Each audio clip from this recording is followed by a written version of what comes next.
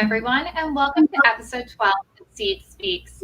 My name is Ashley Robinson, and I am the editor of the Alberta Seed Guide, and today I'll be acting as your host. This is our last episode, sadly, focusing on HR, and we're going to revisit the topic of seasonal workers in the seed industry. I have a few guests here from the seed and agricultural worlds to talk about this issue with me. Some have been on the show before, and others are new. Thank you to Danny Stowers, Adam Ogle, and Tanner Maxey for joining us today. To those watching, please don't hesitate to ask any questions you may have for our guests in the chat box. Let's start with getting to know our panelists. Danny, if you could please tell me a bit about yourself and where you work, that'd be greatly appreciated. Sure. I'm a human resources business partner here at RiceTec. We're in Alvin, Texas, just a little bit south of Houston. I've been here 7 years, and we produce hybrid rice seed for growers around the U.S. Thank you. And Adam, can you tell me a bit more about yourself? Sure. So this is my 9th season with Total Seed Production. We are a contract wholesale producer here in central Indiana. Awesome. And last but certainly not least, Tanner, can you tell me about yourself? Yeah, absolutely. So my name is Tanner Maxey. I am a talent acquisition specialist here at Beck's Hybrids. We're located in central Indiana, about 45 minutes north of Indianapolis. And I've been with the company about a year and a half serving, helping hiring the right individuals for our company. I've also dealt with managing some of our migrant seasonal labor and different aspects like that. So happy to be on the show. Perfect. Thank you guys so much. And so for our first question, I just want to ask something general. It's harvest time right now across North America. So how are you guys doing with having enough workers to get the crops out of the fields? Maybe I'll start with you, Tanner. Yeah, so, I think this year has been a little bit different. I think for not just the agriculture industry, but many industries across the nation. But overall, with some creative thinking and relying on some things that we know have worked in the past. We've been successful in finding the right staffing needs to support this harvest season. And working for a company like Beck's, we're very fortunate to have a family of employees that we know would be willing to work some extra hours if needed, or even if you're not necessarily going to be working in harvest. We have a lot of employees that grew up with a farming background. So not that I'm anticipating it, but if we need some extra hands, I'm sure there will be some others to step in. But overall, our hiring needs they're satisfied right now. So. And Adam, how are things going at Total Seed Production this harvest season? Well, we're looking at picking our first corn tomorrow. If the weather holds out, we got a shower here this morning. Corn harvest starting a few weeks ahead of soybean harvest typically gives us a little extra breathing room as we're bringing people in this year. As we talked on the previous episode that I was a part of, it's definitely been a challenge. And our current employees are one of our best ways of getting people in. Word of mouth and recruiting has been huge. So really thankful for our current employees for helping bring in more people here for harvest. Great. And Danny, do you have anything that you would like to add to this? Well, with the research plots that we have, it's a lot of small plot work. And so rather than using combines, machinery, it's a lot of people out there with hand sickles cutting it by hand. So we do get a lot of people on site in a short window to get this done. And it has been a little bit of a struggle this year to make sure we've got all the manpower we need, but we're making it through so far. Thanks. And both Adam and Danny mentioned it's been a bit of a struggle this year. So how did you guys find the labor then to fill those needs? Because it both sounds like both of you guys are going to be able to have enough people on hand, but what did you do to be able to get that labor? Danny, do you want to answer first? Sure. We use our traditional methods. We advertise. We have repeat employees who come back season after season. I can talk a little bit more about some steps we've taken there in a bit. We've also utilized local placement agencies for temporary helpers that can come in and do either short-term work or some long-term. This year, we just have not had nearly as many employees or many candidates looking for work with us Also, with the agencies we've used, we've been hearing the same information from them. They don't have a lot of people to send us because they just don't have the same number of folks looking for work with those agencies. But between those, the returning employees we have, a lot of word of mouth. We've been reaching out to the internals and saying, if you know somebody, neighbors, friends, people from church, whatever it is, somebody looking for work, have them come out and visit. We can see if we can get them on the clock. And Adam, what would you like to add to that? Because I know you also mentioned a struggle this year. Almost word for word what he said. We're experiencing the same things, and there's no conversation not worth having. You never know when you're going to meet someone when you're out and about that you've worked with in the past, or that knows somebody that works with you, might be looking for an opportunity, be it part-time, be it a few days a week. So always stop to have that conversation. Couldn't agree more. And Tanner, I know you said that you guys, did you guys not experience similar problems to what Danny and Adam have mentioned? I would say we definitely experienced similar things. And I'm not saying it wasn't a struggle, but I think we've had a lot of success, and, I'll be repeating both what they shared, but we've fallen back on things that have worked for us in the past, and continued to do that this year and had a lot of success. Some of those things, they both mentioned word of mouth. I would say that's probably our most successful tool as well. We're a tight-knit community here, and we like to hire a lot of local individuals. And so word of mouth is a great way for us to share that we're hiring, but it's also a way for, we can speak with our employees about the people that they're recommending, and get some valuable feedback on them, and ultimately make the right hires. We're still using, social media advertising. We're using job boards like Indeed and Glassdoor and different things like that. Something I would like to touch on that we've had a lot of success with is kind of a hybrid employee model. So when we think of seasonal needs, that basically means, you bring them on for a season, they work a short stint, and then oftentimes you kind of let them go and then potentially bring them back next year. Well, we've found success with doing some cross training. And so we offer full-time employment opportunities a lot for the seasons. And some of our departments, whether it be production or processing or different things like that, when they're cross-trained, we can have work for them year-round. So a full-time employment opportunity looks a little bit more appealing sometimes than seasonal work. And so we're able to use those people during harvest, but then, when that work's completed, we sometimes move them over into processing, where they can work out in facilities during the summer and do some mowing and different things like that. So that's one method that we've been using that we think has worked very effectively for us. Yeah, and that actually reminds me, Adam was on a previous episode speaking about seasonal workers, and I remember him talking about a similar program that they do at Total Seed Production. So do you want to talk a bit more about that yourself, Adam? Yeah, definitely. As we're sitting down and filling seasonal roles for harvest, sometimes we get excited or get ahead of ourselves because we're thinking about the next season already and where those individuals might fit in with our team. And we utilize that seasonal title, not to be mistaken for fewer hours that other individuals are putting in on the team, but as an opportunity to come in, see if we're a good fit for each other. That communication decision tree can go both directions. And then the individuals that they're working with on their teams are really what helps sell, whether they have an opportunity for a full-time role. So when we can have that conversation on day one, when they sit down and apply for a seasonal role, it gives them some confidence to know that there's an opportunity here if they work hard and earn it.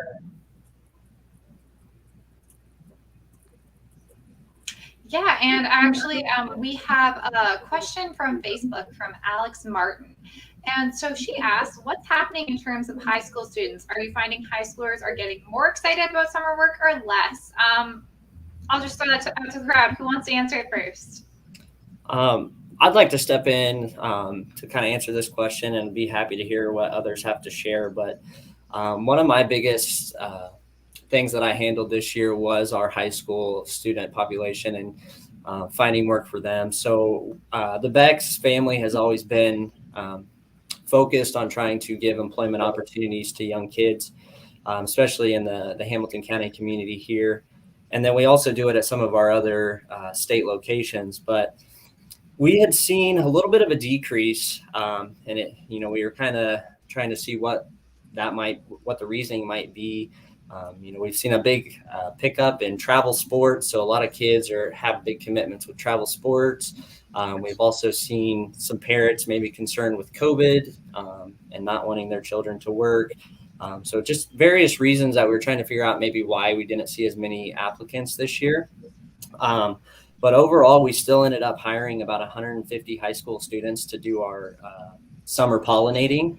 So a pretty easy task. And for us, it's just a great opportunity for those students to build experience, kind of grow their resume, and kind of get an experience with the workforce. But yeah, we definitely had to get creative on trying to attract some high school students, a lot of local advertising, going out to schools, connecting with the guidance counselors, letting the opportunities be known. We worked with local boys and girls clubs to advertise opportunities. And something we did see this year was we had to do some wage increases and actually do referral bonuses. So if any of the people that we hired, any of the students we hired referred other friends, then they would get a certain percentage per hour referral bonus. And we had a little bit of success with that. But yeah, overall, I think we found enough workers to get the job done, but it definitely was a challenge, and we had to get creative with the different things we did to attract those high school students. I think that's really interesting on having to hire the wage. I never really always think about that. Like when I was a high school student, it was basically I'd take minimum wage or whatever, just give me a job so I could go and buy shoes or get a cell phone. Adam or Danny, have you guys had similar what's been your experience with trying to hire high school students this year? We've had pretty good luck working with an internship program that we've tried to get off the ground, and have had some interest from local students, some that helped us this summer, walking fields, working in the cornfields, and then some prospects with the local career center with individuals that are looking for some hands-on experience as part of their school day and their classroom learning here on our site. And Danny, would you like to add anything? Well, similar experience to what the other gentlemen have said. We don't really get a lot of high schoolers. Alvin's a relatively small town, and so there's not a whole lot of high school students available. Many fewer who are interested in agriculture, working outside in the heat and with the insects and the snakes and everything else that's out there.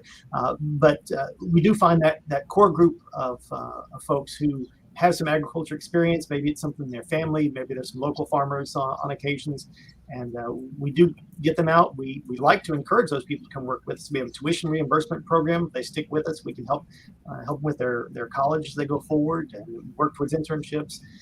So we're happy to have them if they're interested. Yeah, so what I'm hearing, even in the conversation before, when it comes to seasonal workers, there's really a lot that you guys do to try to keep them coming back and incentivize them to work for you. So I think that actually plays into another Facebook question that we had from Sonia Elaine, and she's asking, do you offer sign-on bonuses or other incentives for seasonal labor? Maybe let's start with Adam. There are definitely a lot of opportunities you see driving through local towns, businesses for sign-on bonuses or cell phones, things that people are giving away. We have not opted into that yet. Don't know that we'll go down that road, but there's definitely a lot of it happening. Be curious what the other two individuals have to say. Yeah, does anyone else want to add anything there?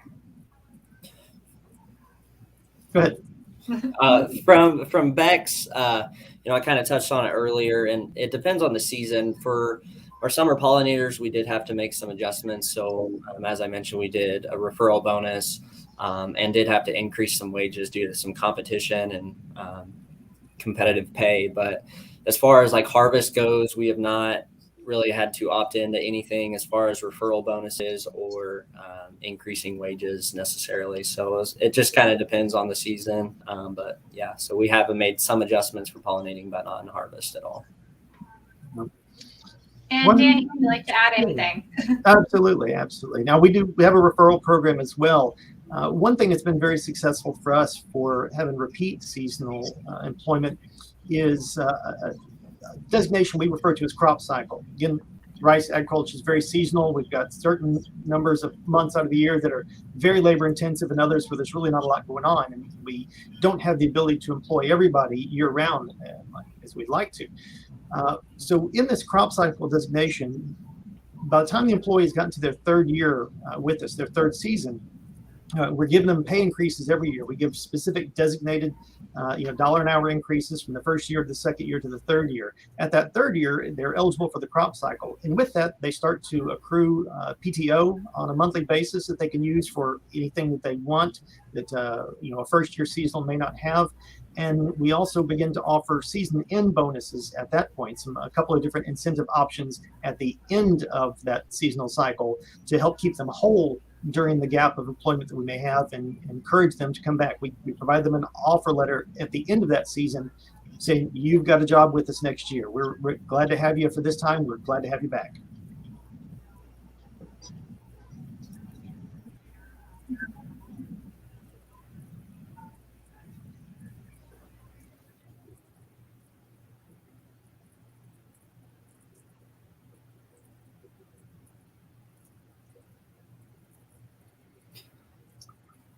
Sonia, you're muted. Yeah, I think you're on mute.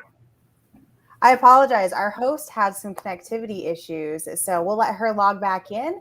But kind of continuing the conversation, you guys are offering incentives and things like that.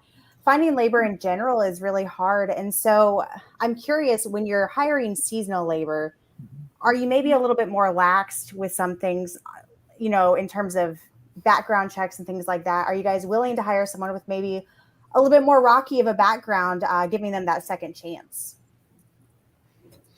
Well, I won't say that we're more lax than we would be with any other employee, but we do take everything into consideration of background, experience, whatever else. We have different levels of need within the seasonal role. Some that are relatively low skilled, very easy jobs, and some that require some additional technical knowledge or other experiences. And so it's a matter of taking the individual with what they bring to the table and then placing them in the right role for what's available at that time. Danny, you navigated that response very, very well. Just hats off. Yeah, I would second that. I think for Beck's, culture is very important to us.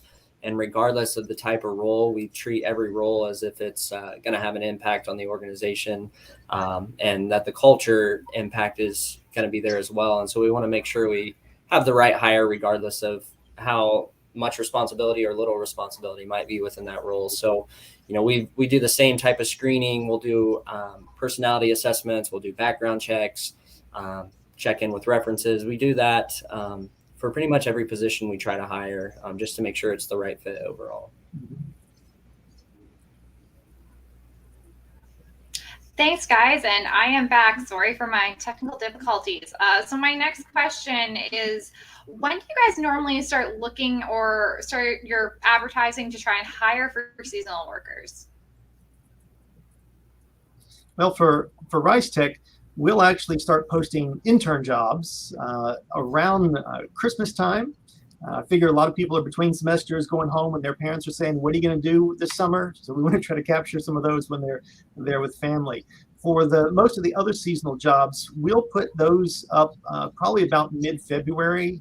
At that point, we're doing some seed prep, getting ready to put things in the ground. And by March, we're out in the fields. And so we can do a little bit fewer seasonals. It's easier to get the rice into the ground than it is to get it out. So March is when we really start most of the hiring, and it ramps up through the year up to about the first part of the summer. And we hope to be fully staffed by then. Although even now, we've found out there's a couple more slots we need to fill. Still doing some hiring. For Beck's, we depending on the different seasons, there's multiple seasons in agriculture. For our intern program, we're actually starting to already discuss internships. We do summer internships. So we're looking at summer internships for 2022. So we'll start the recruitment process and fall career fairs, getting those jobs posted. And we like to basically have a lot of our internships decided by December of this year for next year. And then we'll spend the spring semester trying to fill any gaps that maybe weren't filled. When it comes to our summer pollinators, which are our high school kids, we do those anywhere from April to June. We'll do the recruitment and hiring efforts. And then a lot of times they start, the week after July 4th. And then husk and sort, harvest.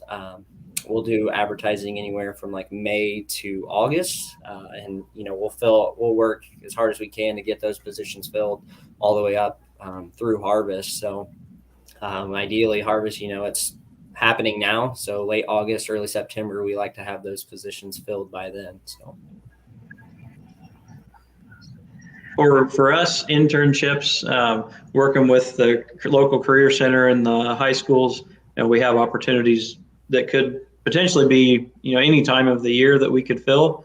For our seasonal labor, probably really start looking to make those hires, after the 4th of July and trying to gear up. But as our business changes, we have more of those employees year round. We talk about the cross training that we discussed earlier.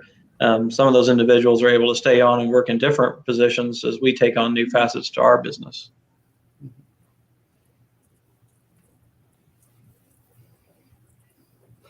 Just to kind of continue to maybe piggyback off what Adam said, I'm not sure if you guys use migrant seasonal labor, but that's another form of labor that we utilize here at Beck's. And the recruitment process for that is really, we almost look at it as year round. There's conversations constantly about what providers are we going to use, and we have a good auditing process for that and everything. So, and a lot of the times we'll use migrant seasonal labor for the multiple seasons. They'll do deroguing and detasseling, and then we'll use them for husk and sort in the fall. So that's another aspect I don't think we've necessarily touched on, but just wanted to bring that up as well, as that's kind of a year-round process to manage. Yeah, and those relationships are extremely important. I'm glad you brought that up, Tanner.